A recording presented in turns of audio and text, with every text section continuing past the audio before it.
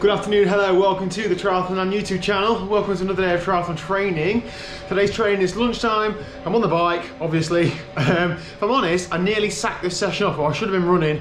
When I stopped it around, then I was going to do nothing. But genuinely, knowing that I've got to put a video together for today's training has made me get on the bike, because if I didn't, I was thinking, oh, how could I make a full video of just one run session? I probably could, but it's indoors, it's not going to be too great. Anyway, end result, I'm on the bike, so thank you. Today's session is mainly easy with 4 times 3 minutes, just under 400 watts in TT position. So it's a VO2 max workout, but it's not massive. So a long warm up, 3 minutes at 390, 3 minutes recovery, again another 3 minutes 390.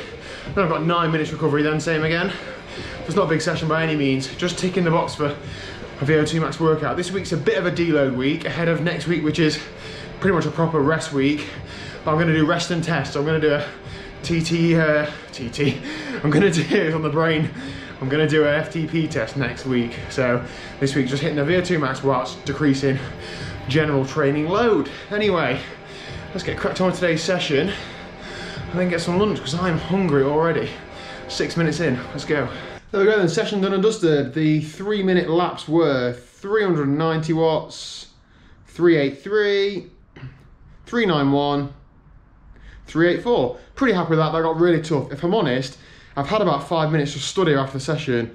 I feel pretty sick. I don't know whether I'm just sick in general, no, actually ill, or whether that was just too hard of a session to do the night after a Zwift race. But either way, I'm gonna get something to drink, maybe a sugary tea or something, and have a sit down and hopefully recover, because I'm supposed to be running tonight, but I'll see you later. Okay, good evening. Now the hardest part about tonight was not getting in bed for a nap. Liz has finished work early, she's not feeling 100%, so she's gone for a nap. The temptation just to wrap up in bed and sleep was, 9 out of 10. However, I know that I need to get this session done, so here we are. Now, I'm still following the Zwift plan, the 5K record breaker plan. Now these are sessions that I've got left to do this week. We've got progressive threshold over and under, a steady base high, which is a steady-ish run in an hour, threshold short over and under, and then a long base high. So I've got that Saturday, that Friday, that Thursday, and this today. Now I could, I can't, because it's not available, but I was thinking about swapping these two round, because then I'm feeling a bit tired today from the race yesterday and the session today. But if I do that, then I'm gonna have like efforts, and I just don't think I'll be able to do it.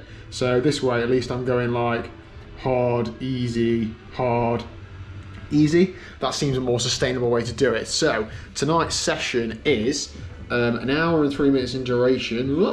A nice warm up at 3.2k, that's like 2 miles, just nice and steady.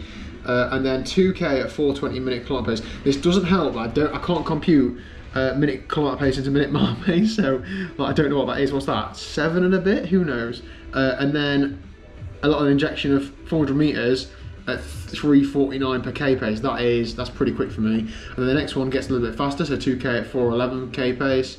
And then that's the next bit, the same injection of speed. And the last one is again a little bit faster, 403 per minute. Last bit, yeah, a little bit faster again, and then the same effort at the end.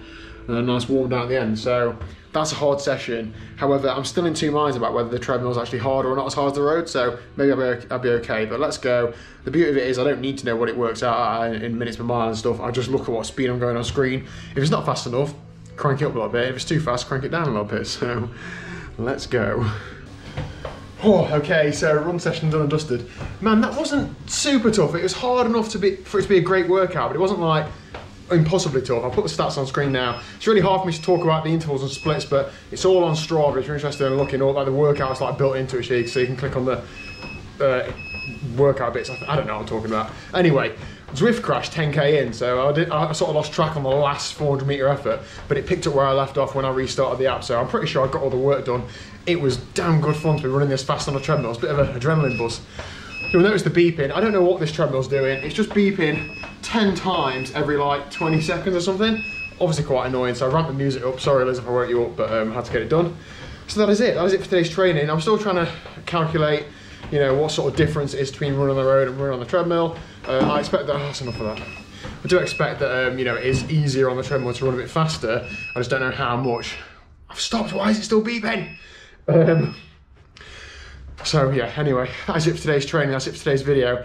Thank you very much for watching. Your ongoing support genuinely does really spur me on, especially today lunchtime when, as I said, I was potentially going to pull the pin. So please do keep checking back. Stop it! Oh, oil. Or 710 upside down. I held it the other day. Tomorrow I'm going to talk you through my running trainer strategy for this year because I've bought a few new pairs of trainers. So look forward to talking you through those. You can tell me where I've gone wrong. And that is it for today. So subscribe if you haven't already, and I'll see you tomorrow at 4 PM. Laters.